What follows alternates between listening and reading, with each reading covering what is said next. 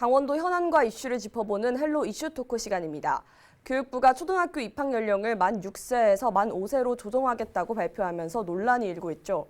반발 여론이 거세지자 교육부 장관이 국민이 원치 않는 정책은 폐기될 수도 있다고 밝혔지만 논란은 여전한데요. 헬로 이슈 토크 오늘은 초등학교 입학 연령 하향과 관련해서 어떤 논란이 발생하고 있는지 전교조 강원지부 박종훈 지부장과 함께 살펴보겠습니다. 박종훈 지부장 스튜디오 나와 계십니다. 안녕하세요. 예, 안녕하세요. 예, 소개 먼저 부탁드립니다. 예, 안녕하십니까. 전국교직원 노동조합 강원 지부장 박종훈입니다. 반갑습니다. 교육부가 밝힌 초등학교 입학 연령 하향 방침, 논란이 일자 정책이 폐기될 수도 있다고 밝혔지만 논란이 잠잠해지지 않고 있는데요. 먼저 교육부가 처음 밝힌 방침에 대해서 다시 한번 설명해 주신다면요. 예, 박순애 교육부 장관이 7월 29일에 그 대통령 업무보고 브리핑 자리에서 아주 갑작스럽게 초등학교 입학 연령을 1년 앞당기는 방안을 발표를 했습니다. 교육부의 계획대로 추진이 된다면 2025년부터 1년에 3개월씩 아이들을 일찍 입학시켜서 4년 뒤인 2029년에 모든 아이들이 만 5세에 초등학교에 입학하게 된다는 그런 계획을 발표를 하는데요. 최근에는 이제 반대 여론에 부딪히자 3개월이 아니고 1년에 한 달씩 앞당겨서 12년 후에 입학 연령을 좀 앞당기겠다, 완성하겠다 이런 방안을 내세우고 있습니다. 네. 정부가 밝히고 있는 입학 연령 하향의 필요성은 좀 어떤 게 있나요? 예, 그 정부에서 밝히고 있는 그 입학 연령 하향의 필요성 딱 이제 하나만 한 가지를 이야기하고 있어요. 예, 아이들이 출발선상에서 우리 아이들에게 공정한 교육 기회를 제공하는 것이 필요하다라고 이렇게 얘기를 하고 있는데 다시 쉽게 풀어서 말씀을 드리면 유치원에 다니는 아이들, 만 5세의 아이들이 교육 기회가 균등하지 않다는 거예요. 부모의 경제적 수준에 의해서 아이들의 교육 기회가 이제 좀 불평등하게 제공이 되고 있다고 하는데 그 부분에 대해서 많은 분들이 지금 이의를 제기하고 있습니다. 왜냐하면 그 유치원에서도 사립, 공립 유치원 할 것 없이 2012년부터 누리과정이라는 보편적인 교육과정이 이제 운영되고 있거든요. 그래서 모든 아이들에게 이렇게 평등한 교육 기회를 제공하고 있다고 판단하고 있는데, 근데 교육부에서는 그 누리과정이 실패했다, 어떤 문제가 있다 이런 근거를 하나도 제시하지 않고 그냥 그게 불평등하니 아이들을 초등학교로 일찍 흡수하겠다 이런 계획을 발표하고 있어서 많은 분들이 거의 납득하지 못하고 있는 상황이라고 보여집니다. 사회적 합의가 있다면 2025년부터 시행한다는 계획인데요. 이렇게 되면 1949년 교육법이 개정된 이후 76년 만에 처음으로 대한민국의 학제가 바뀌는 거라면서요. 네, 그렇습니다. 말씀하신 것처럼 초등학교 입학 연령은 1949년에 교육법이 제정된 이후에 만 6세를 계속해서 유지해 왔습니다. 딱 한 번 부분적으로 좀 개편이 된 적이 있었는데 그 빠른 연생이라는 제도가 예전에 있었어요. 그게 이제 2009년부터 없어지게 됩니다. 왜 그러냐면은 같은 교실에 나이가 다른 아이들이 같이 이렇게 생활을 하다 보니까 그 부분에 대한 혼란을 방지하기 위해서 2009년에 그 빠른 연생 제도도 없어졌고요. 지금은 온전하게 만 6세 아이들이 초등학교에 만 6세를 넘은 아이들이 초등학교에 입학을 하게 되어 있는데요. 이 부분에 대해서 어떠한 문제가 제기된 적이 없었어요. 그런데 갑자기 그 취학 연령을 하향하겠다고 해서 많은 국민들이 좀 당황하고 있는 그런 상황입니다.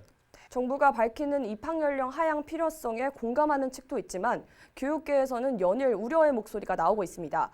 전교조에서도 관련 입장 내놓으셨다는데요. 네, 그렇습니다. 전교조에서도 이 입학 연령 하향에 대해서 굉장히 큰 우려를 가지고 있고요. 저희도 이제 그 반대 입장을 내놨는데 세 가지로 좀 이유를 그 반대 입장을 말씀을 드리면은요. 첫 번째가 유아교육과정과 초등교육과정은 엄연히 다릅니다. 그런 차이에 대해서 이제 교육부가 인식을 하지 못하고 있는 것 같아요.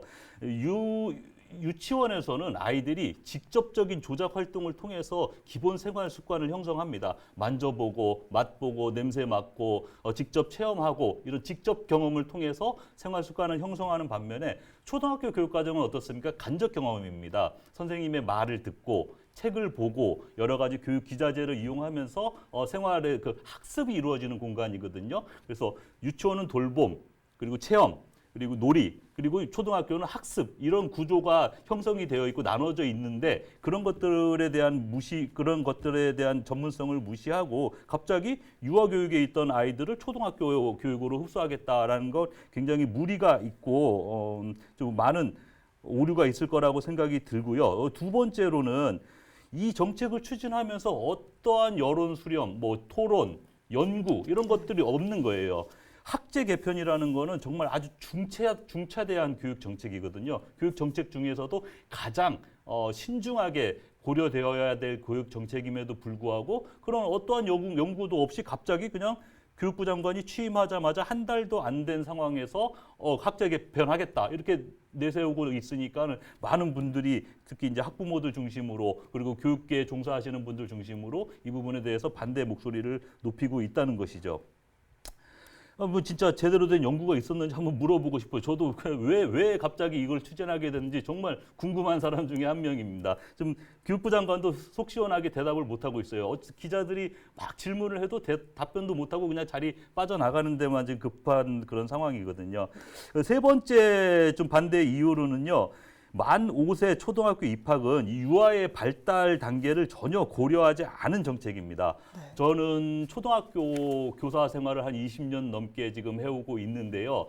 1학년 아이들 입학하면은 지금 만 6세 입학인데도 불구하고 굉장히 학교에서 힘들어해요. 왜냐하면 유치원에서의 그런 생활이나 환경이 많이 다르거든요. 초등학교에서는요. 예를 든다면은 화장실이 유치원은 교실 안에 있어요. 왜냐하면 아이들이 배변이 아직까지 그 습관이 완전하게 지금 갖춰져 있지 않기 때문에 그거에 대한 지도를 하기 위해서 화장실이 안에 있고 놀이터나 뭐 이런 놀이 시설이라든지 이런 것들이 다 그 유아 아이들에게 맞춰져 있습니다. 그러나 초등학교로 오게 되면 완전히 환경이 달라지게 되는 거죠. 한 초등학교 한 3, 4학년 수준에 맞춰져서 모든 환경이 구성되어 있다 보니까 지금 이런 만 6세 아이들도 초등학교 입학하면 많은 어려움들을 겪고 그리고 1학년은 한 달 동안은 적응 활동을 하게 됩니다. 교육 과정을 배우는 것이 아니고 초등학교에 적응하는데 한 달의 시간을 투자하게 돼요. 그런 어려움이 있음에도 불구하고 있는데 이거를 더 낮춰가지고 만 5세의 아이들을 학교에 입학시킨다. 굉장히 좀 무리수가 있는 단계고 아이들에게 굉장히 혼란을 줄 수 있는 그런 정책이라고 보여집니다. 그래서 저희도 적극적으로 반대 입장을 내놓았고요. 범국민 연대에 함께 참여해서 이 정책을 폐기시키기 위해서 노력하고 있습니다. 최근 교육계와 학부모들의 반대 서명도 이뤄지고 있는 것으로 알고 있는데요. 지금 부모들이 가장 우려하는 부분은 돌봄 공백 아니겠습니까? 또 이외에 입학 연령 하향이 가져올 수 있는 문제점들이 또 어떤 게 있을까요? 네, 그러니까 아까도 말씀드렸다시피 그 유치원은 아이들의 돌봄에 뭐 많은 초점들이 맞춰져 있어요. 이제 초등학교는 교육 활동에 초점이 맞춰져 있고요. 그래서 당연히 이제 아이들이 조기에 초등학교로 진학하게 되면 돌봄 공백이 생길 수밖에 없거든요. 지금 현재 유치원 같은 경우에는 보통 6시에서 7시, 저녁 7시까지 이제 돌봄이 이루어지고 있고요. 그리고 모든 그 유치원의 환경들이 아이들을 돌보는 데 있어서 가장 최적화된 환경을 갖추고 있습니다. 근데 초등학교는 그런 돌봄 시스템이 유치원만큼 갖춰져 있지 않은 상황인데요. 그건 뭐 당연히 그럴 수밖에 없죠. 유치원은 놀이 중심의 돌봄을 중요시 여기고 초등학교에서는 교육 활동을 중요시 여기는 기관이기 때문에 그렇습니다. 이 교육부가 이런 그 기관의 본질적인 차이에 대해서 좀 이해가 부족하다고 좀 생각이 들고요. 뭐 이런 돌봄 문제가 제기되자 교육부 장관이 갑자기 뭐 어떤 또 뭐 논의 없이 그럼 초등학교도 돌봄을 8시까지 하면 되지 않겠느냐 뭐 이렇게 답변을 하는데 이렇게 뭐 교육부 장관이라는 분이 국가의 주요 교육 정책에 대해서 그냥 그때그때 임기응변식으로 그냥 즉답을 내놓는 거에 대해서 굉장히 좀 안타까운 실정입니다. 그리고 또 좀 우선 우리 아이들이 제일 걱정이 돼요. 만 6세를 넘어서 이제 초등학교 입학하는 아이들도 그런 어려움들을 겪게 되는데 만 5세에 입학하는 아이들이 그 학교에서 겪게 될 어려움들에 대해서 생각하면 좀 안타까운 마음이 들고요. 그러면 그 부모님들 입장에서는 어떨까요? 그 아이들을 내 아이가 이제 5세에 입학을 해야 된다고 한다면은 당장 학교에 가서 뭐 한글도 배워야 되고 숫자도 배워야 되고 여러 가지 뭐 그리기, 뭐 음악 여러 가지 활동들을 하게 될 텐데 교육 활동에 이제 참여를 하게 되는데 학부모들 입장에서 조급해지겠죠. 우리 아이들을 더 잘 준비시켜서 초등학교에 보내고 싶겠죠. 그렇다면은 아마 사교육 시장에 문을 두드릴 수밖에 없을 것이고요. 실제로 지난 7월 말에 이 정책이 발표된 이후에 사교육 시장의 그 마케팅 시장이 굉장히 활성화되고 있다고 합니다. 부모의 경제적 부담이 오히려 더 커질 수밖에 없는 구조죠. 이러한 우려들이 나오자 박순애 사회부 총리 겸 교육부 장관은 해마다 1개월씩 12년에 걸쳐 입학을 앞당기는 방안도 검토할 수 있다고 밝혔다가 급기야 정책을 폐기할 수도 있다는 발언을 했습니다. 좀 어떻게 보시는지요? 예, 교육부 장관이면 이 교육 정책의 수장인데 너무 무책임하게 말을 하는 게 아닌가 그런 생각이 들어요. 뭐 1년에 3개월씩 앞당기겠다 그랬다가 또 1년에 한 달씩 앞당기다 그랬다가 또 이제 뭐 폐기도 할 수도 있다 그랬다가 이 즉 국민적 혼란은 어떻게 수습하려고 하는 건지 참 이게 무슨 뭐 교육 정책을 그냥 손바닥 뒤집듯이 뭐 이랬다 저랬다 하는 것이 이래도 되는 건지 너무 정말 우려스럽습니다. 그리고 뭐 돌봄 문제는 어떻게 하냐 그랬더니 8시까지 돌봄하면 된다 그러고 그럼 만 5세에 입학한 아이들을 누가 가르치느냐 했더니 초등학교에 입학한 아이들임에도 불구하고 그거 뭐 유치원 선생님이 가르치면 되지 않겠느냐 뭐 이렇게 답변을 하고 제가 알기로는 교육부 장관이 행정학자 출신인 것으로 알고 있는데 이 교육 현장에 대한 이해가 좀 너무 부족하다는 생각이 들어요. 이 상황이 지금 커지고 있으니까 뭐 교육부 장관 경질론까지 이제 여야를 불문하고 경질론이 좀 퍼지고 있는 그런 상황인데요. 이제 이런 100년을 내다보고 추진되어야 될 학제 개편 교육 정책이 장관의 말을 통해서 방향이 막 확 이렇게 바뀌는 상황들이 좀 안타깝고 국민들의 이 혼란에 대해서도 교육부나 윤석열 정권이 좀 책임을 져야 한다고 생각이 됩니다. 이번에는 강원도 내 교육계 현안도 좀 살펴보겠습니다. 최근 새롭게 선출된 강원도 교육감과 함께 강원도 교육도 변화를 꾀하고 있는데요. 신경호 교육감이 소통을 강조하면서 취임 첫날부터 대화를 통해 민원을 해결하기도 했습니다. 긍정적인 부분도 확인하고 계실 것 같은데 좀 어떠신가요? 예, 신경호 교육감 당선 이후에 지금 뭐 취임한 지 이제 한 달 조금 더 지났는데요. 뭐 교육계의 다양한 구성원들과 소통의 폭을 넓혀가는 그런 행보는 긍정적으로 평가를 하고 있습니다. 근데 다만 그런 신경호 교육감이 그 공약으로 내세웠던 것들을 이제 추진하는 과정에서 그런 교육계가 좀 그 부분에 그것 때문에 좀 혼란스러워지지 않을까 또 그런 것들을 적응하지 못하고 지금 교육 과정이 운영 중인데 갑작스러운 정책으로 인해서 교육계의 안정적인 교육 활동이 좀 차질을 빚지 않을까 좀 우려도 되기도 합니다. 신경호 교육감의 1호 공약이 바로 학력 신장입니다. 이를 위해 학업 성취도 평가를 시행하겠다고 밝히기도 했는데요. 전교조에서는 이에 대한 우려를 나타냈죠. 좀 어떤 내용인가요?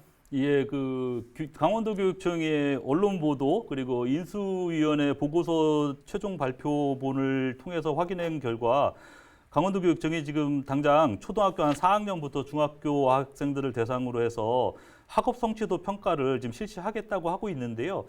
이게 그 수많은 교육적 부작용만 남기고 역사 속으로 사라졌던 일제고사의 부활이 아닐까 좀 우려가 되고 있습니다. 특히 지금은 연초에 수립된 교육계획에 의해서 학교가 운영이 되고 있는데요. 그러니까 한참 학교 교육과정이 운영 중인 상황에서 갑작스럽게 학업 성취도 평가를 하겠다고 해서 학교 현장에 혼란이 오지 않을까 좀 우려가 되고 있습니다. 그래서 교육과정의 파행, 교사의 수업권 그리고 학생의 인권 침해를 좀 불러올 수 있을 거라고 생각이 들고요. 이미 진행 중인 학교 교육계획을 무시하고 당장 2학기부터 이렇게 실시하겠다고 하는 것에 대해서는 좀 무책임하다고 판단을 하고 있습니다. 그리고 근본적으로 평가와 수업은 하나로 이루어져 있습니다. 그래서 그 수업을 했던 교사가 가르친 내용에 대해서 평가를 하는 것이 마땅하죠. 그리고 평가의 방법에는 굉장히 다양한 방법들이 있거든요. 지필평가만 있는 것이 아니고 다양한 수행평가를 통해서 학생의 그런 총체적인 능력에 대한 평가가 이루어져야 하는데 지금 강원도교육청 정책으로 보면은 이 시험지 몇 장 푸는 것이 아주 중요한 평가다라고 보고 있는 것 같아요. 그래서 그 시험지 몇 장으로 우리 아이들을 평가하고 그 서열화하게 하려고 하는 정책에 대해서는 좀 명확하게 반대 입장을 가지고 있습니다. 학부모들 사이에서는 학력 저하에 따른 우려가 큰 것도 사실인데요. 이에 대해서는 좀 공감하시나요?